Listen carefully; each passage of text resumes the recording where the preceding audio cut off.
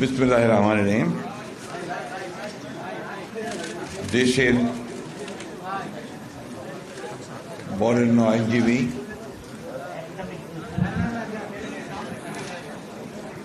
ফ্যাসিবাদী আন্দোলনের বিরুদ্ধে লড়াকু সৈনিক,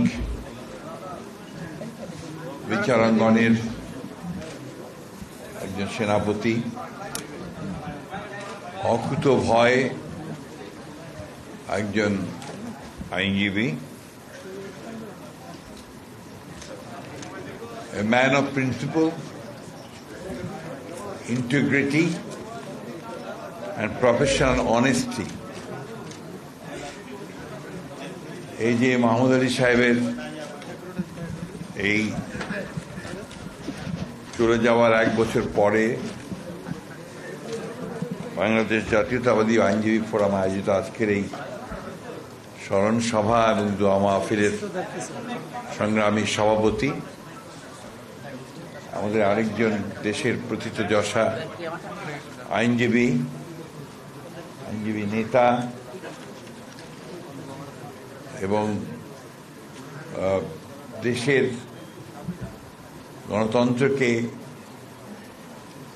ফিরে পাওয়ার জন্যে যিনি চিরন্তর লড়াই করেছেন, আমাদের সিনিয়র অ্যাডভোকেট জয়নাল আবেদীন সাহেব, মঞ্চভূমিষ্ঠ আছেন আমাদের সকলের অত্যন্ত শ্রদ্ধেয় দেশের সাবেক ভারপ্রাপ্ত রাষ্ট্রপতি, স্পিকার, দীর্ঘদিনের জাতীয় সংসদ সদস্য এবং সত্যিকারের অর্থেই একজন বিজ্ঞ প্রজ্ঞাবান আইনজীবী, স্পিকার ছিলেন ব্যারিস্টার জেমরুদ্দিন সিকদার সাহেব। আজকে এখানে উপস্থিত আছেন আমাদের শ্রদ্ধেয় আইনজীবী এই যে মাহমুদ আলী সাহেবের যোগ্য সহধর্মিনী, আইনজীবী ফোরামের সাধারণ সম্পাদক ব্যারিস্টার কাসের কামাল, আরেকজন অত্যন্ত যোগ্য মানুষ যাকে দেখলেই আপনি আমার শ্রদ্ধায় মাথা নত হয়ে আসে, আমাদের অ্যাডভোকেট রাজ্জাক সাহেব। শ্রদ্ধেয় আইনজীবীবৃন্দ, আসসালামু আলাইকুম। অনেকদিন পরে আপনাদের সামনে এসে দাঁড়াবার একটা সৌভাগ্য হয়েছে। দীর্ঘদিন এর আগে যখন আমরা একসাথে ফ্যাসিবাদের বিরুদ্ধে লড়াই করেছি তখন প্রায় কোর্টে হোক, এখানে হোক, যেখানে হোক আমরা একসাথে হতে পেরেছি। কিছুদিন হলো আমাদের এই যোগাযোগটা একটু কমে গেছে। যাকে আমি প্রথমেই শ্রদ্ধা জানাতে চাই আমাদের সেই বিশিষ্ট মানুষকে, যাকে আমরা হারিয়েছি এবং আমাদের একটা অপূরণীয় ক্ষতি হয়েছে আমাদের এই যে মাহমুদ আলী সাহেবের চলে যাওয়াতে। তার সম্পর্কে আপনাদের যারা কালিগস আছেন, সিনিয়র কালিগস আছেন, আপনারা বলেছেন। আমি একজন রাজনীতিবিদ হিসেবে তাকে যেভাবে চিনি, আমি শুধু সেই সম্পর্কে 2-1টি কথা বলবো। তার সঙ্গে আমার পরিচয়টা একটু ঘনিষ্ঠ হয় আমাদের দেশনেত্রী বেগম খালেদা জিয়ার বিরুদ্ধে যখন মামলাগুলো একে নতুন করে শুরু করা হলো তখন প্রায়ই আমাদের গুলশানের অফিসে, চেয়ারপারসন অফিসে আপনার সমস্ত সিনিয়র লয়ারদেরকে নিয়ে আমাদের স্ট্যান্ডিং কমিটির সদস্য এবং ম্যাডাম নিজে বসতেন। সেই সময়ে বিভিন্ন ডেলিভারেশন, কথাবার্তা, তখন থেকে আমি তাকে চিনি এবং পরবর্তীকালে দেখেছি যে তার নীতির প্রশ্নে কিন্তু তিনি কখনো আপোষ করেন এবং যা ভাবতেন সেটাকে তিনি জোর গলায় দৃঢ়তার সঙ্গে বলতেন, উচ্চারণ করতেন।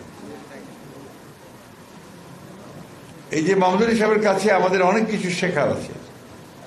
আপনারা তো লয়ার আছেন, তারা তো আইনের ব্যাপারটা অবশ্যই, কিন্তু একজন মানুষ হিসাবে একজন আপনার বহু কিছু শেখার আমাদের রয়ে গেছে। তার মধ্যে সবচেয়ে বড় যে গুণটা আমার কাছে মনে হয়েছে সেটি হচ্ছে তার যেটা নীতির প্রশ্নে আপোষহীন, ইন্টিগ্রিটি এবং আপনার প্রফেশনাল অনেস্টি, এই বিষয়গুলো ছিল আমার কাছে অত্যন্ত উল্লেখযোগ্য দিক। এই যে মাহমুদ আলী সাহেবের আবারও তার আত্মার মাগফিরাত কামনা করছি। আল্লাহ তাআলা তাকে যেন বেহেশত নসিব করেন। তার সহধর্মিনী এখানে আছেন, তাকে যেন আল্লাহ তাআলা সেই শক্তি দেন যেন তাকে ছাড়াই তিনি পথ চলতে পারেন, পরিবারকে সেই সাহস দেন। বিজ্ঞ আইনজীবীবৃন্দ, আজকে আমি একটু অনেকদিন পরে একটু সুযোগ পেয়েছি আপনাদের সামনে দুই একটি কথা তুলে ধরবার। বাংলাদেশ এখন একটা অত্যন্ত অনিশ্চিত অবস্থার মধ্যে দিয়ে চলছে। আপনাদের মধ্যে অনেকের মধ্যে হয়তো একটা এটাকে আমরা বলি যে আপনার একটা সান্ত্বনা ভাব, শান্তি ভাব এসে গেছে যে ফ্যাসিস্ট হাসিনা পালিয়েছে, দেশ এখন নিরাপদ, আমরা এখন নিরাপদ। এটা একজন রাজনীতিবিদ হিসেবে আমি বলছি, আমার কাছে মনে হয়েছে এখন আমরা সবচেয়ে ভঙ্গুর অবস্থায় আছি। একদিকে হাসিনা, ফ্যাসিস্ট হাসিনা একটা রক্তাক্ত ছাত্র জনতার গণ অভ্যুত্থানের মধ্য দিয়ে তাকে পালিয়ে যেতে হয়েছে।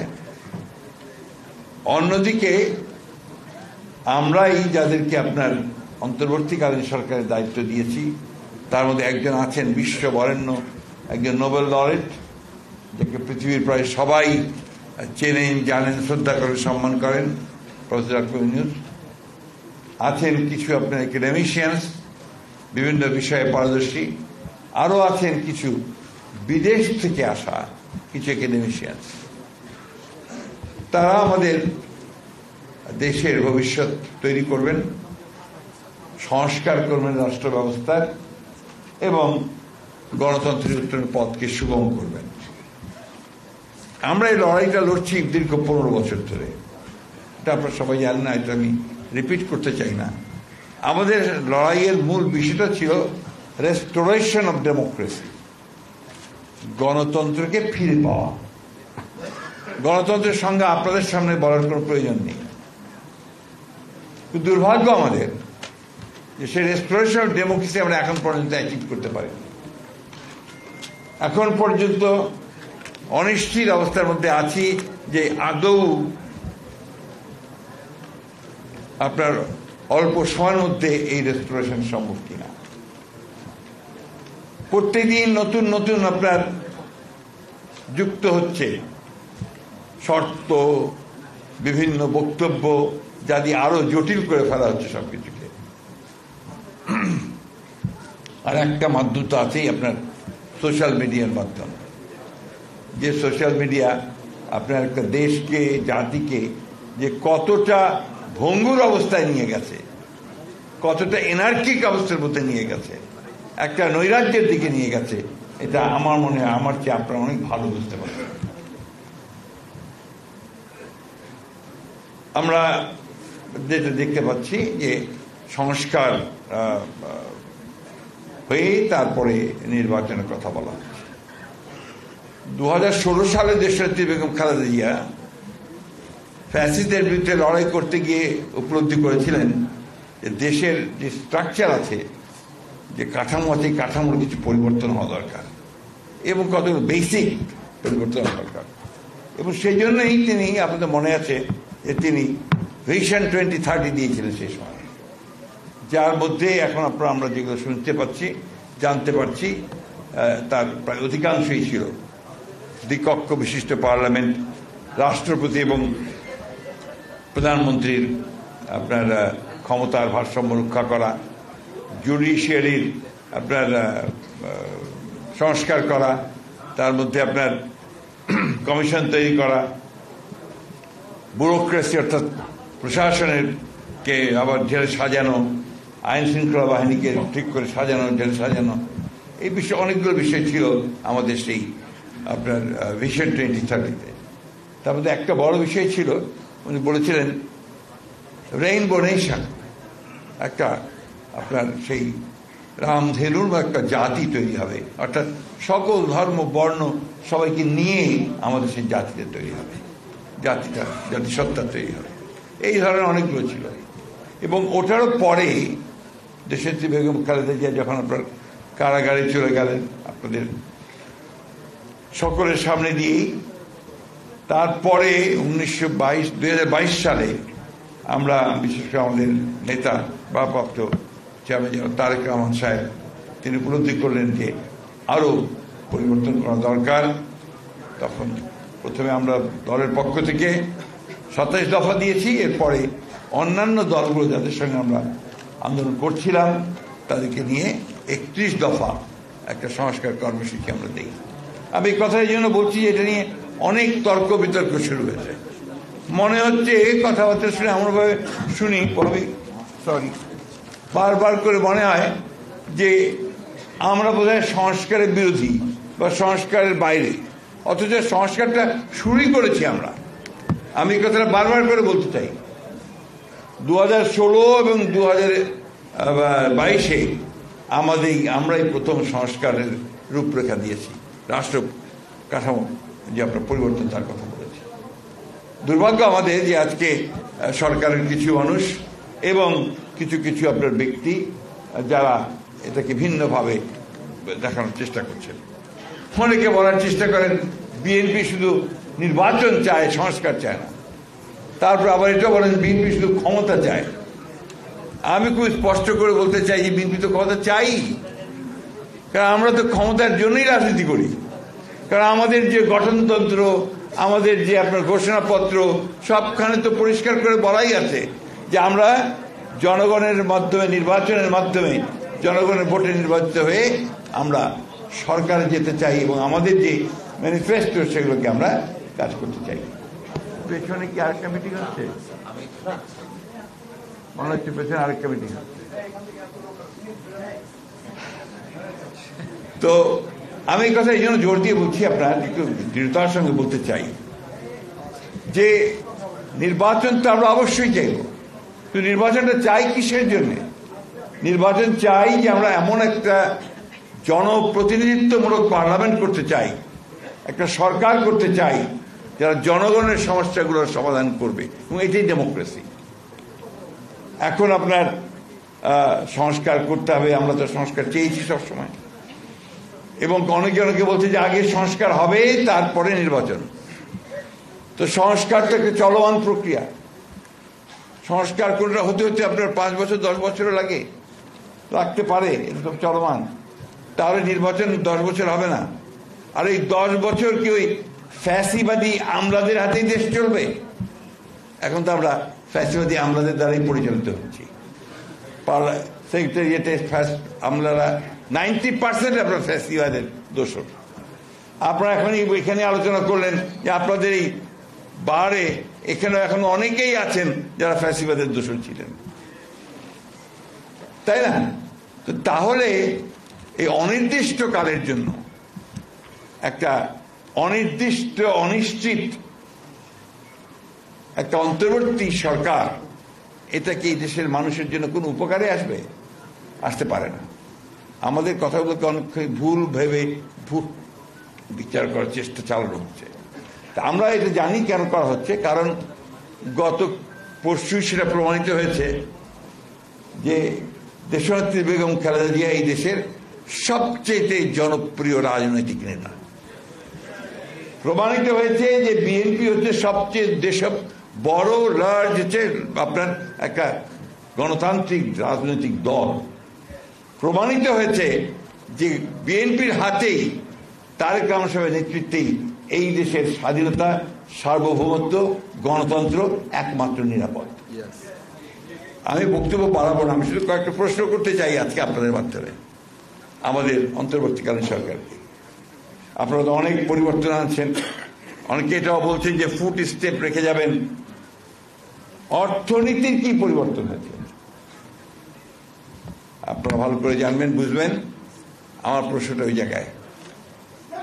ইনভেস্টমেন্টের কি হয়েছে? আমি আজকে পত্রিকায় দেখলাম যে আপনার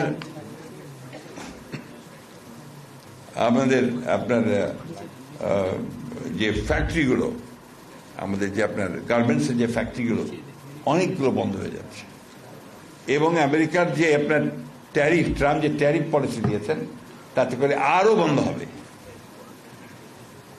নতুন কোন ইনভেস্টমেন্ট করছেন না, পরিষ্কার করে বলছেন একটা গণতান্ত্রিক সরকার ছাড়া, ইলেকটেড গভর্নমেন্ট ছাড়া আমরা কোনো বিনিয়োগ করব না।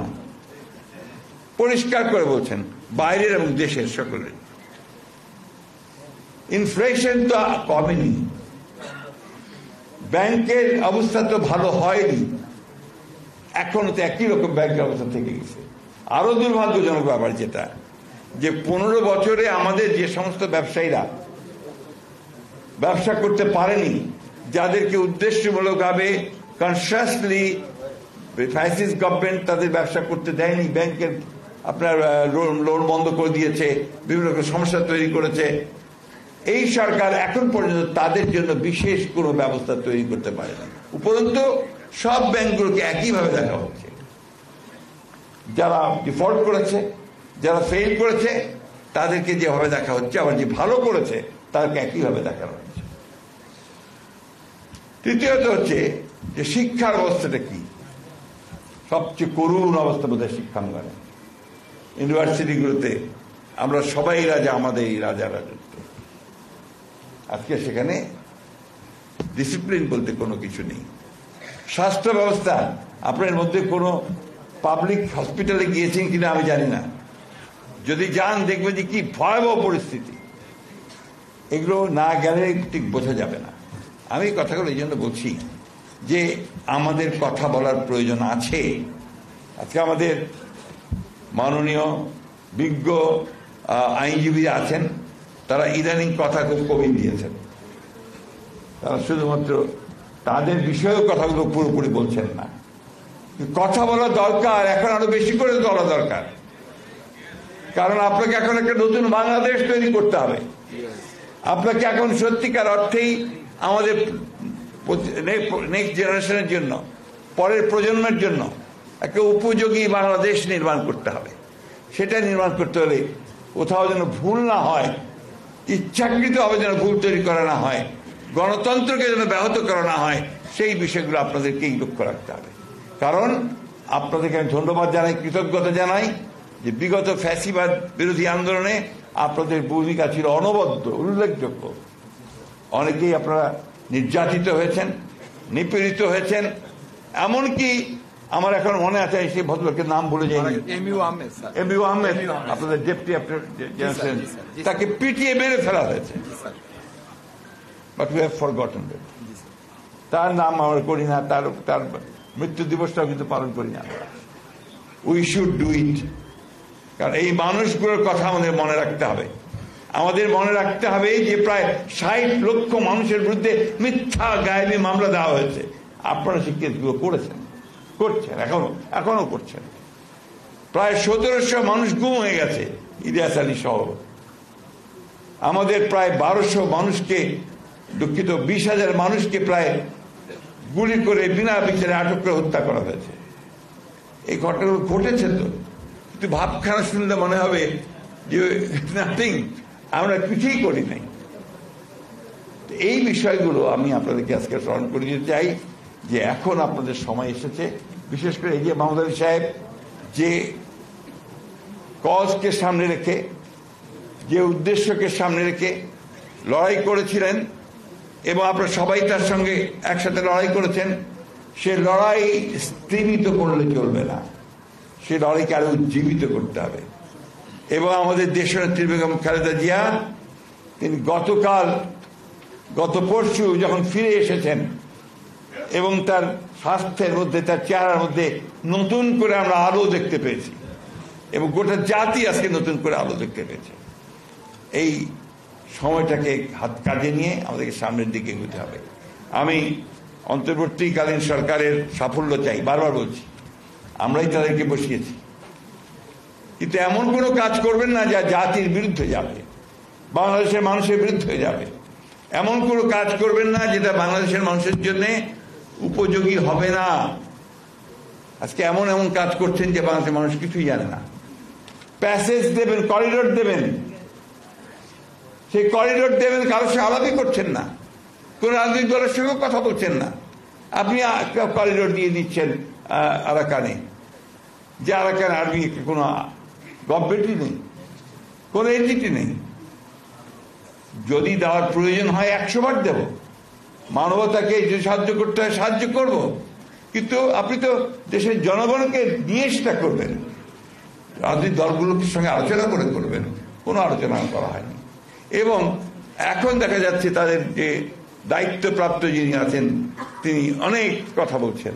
তার মধ্যে একটা কথা গতকাল বলেছেন যে সে যেই থাক ইসের পাশে, বর্ডারের পাশে, তার সঙ্গে আমাদের আলোচনা করতে হবে। তো তার সঙ্গে আলোচনা করতে পারেন, আর দেশের মানুষের জনগণের সঙ্গে আলোচনা করতে পারেন না? আলোচনাটা করেন। আমরা তো দেশের স্বার্থে, স্বাধীনতার স্বার্থে, গণতন্ত্রের স্বার্থে, স্বাধীনতা রক্ষার স্বার্থে আমরা কখনোই তো বাধা নয়, বরং যে আমরা সামনে এসে দাঁড়াবো। প্রাণ তো আমরাই দেই, লড়াই তো আমরাই করি। তো সেই জায়গায় অনুরোধ করব, দয়া করে বাংলাদেশের মানুষকে আন্ডারস্টিমেট করবেন না। এখানে কিছু কিছু পণ্ডিত, আপনার একাডেমিশিয়ান সবাইকে বসে যদি মনে করেন যে ইম্পোজ করে দিতে পারবেন কোনো কিছু যেটা এই দেশের মানুষের পক্ষে যাবে না, সেটা কোনোদিনই করতে পারবেন না। আমি আপনাদেরকে ধন্যবাদ জানাতে চাই। অতীতে আপনারা লড়াই করেছেন দেশের জন্য, মানুষের জন্য, গণতন্ত্রের জন্য। আপনারা লড়াই করেছেন সত্যের জন্য, সত্য প্রতিষ্ঠার জন্য। আপনারা লড়াই করেছেন আপনাদের বিচারালয়ের, বিচার বিভাগের স্বাধীনতার জন্য। ভবিষ্যতেও আপনারা আপনাদের সেই সুনাম অক্ষুণ্ণ রাখবেন এবং দেশের গণতন্ত্রের জন্য আমরা দ্রুত আপনার ট্রানজিশন হতে পারে, আমরা ফিরে যেতে পারি, সেই জন্য আপনারা আপনাদের ভূমিকা অক্ষুণ্ণ রাখবেন। আমাকে আমন্ত্রণ জানার জন্য আপনাদেরকে আন্তরিকভাবে ধন্যবাদ। আসসালামু আলাইকুম।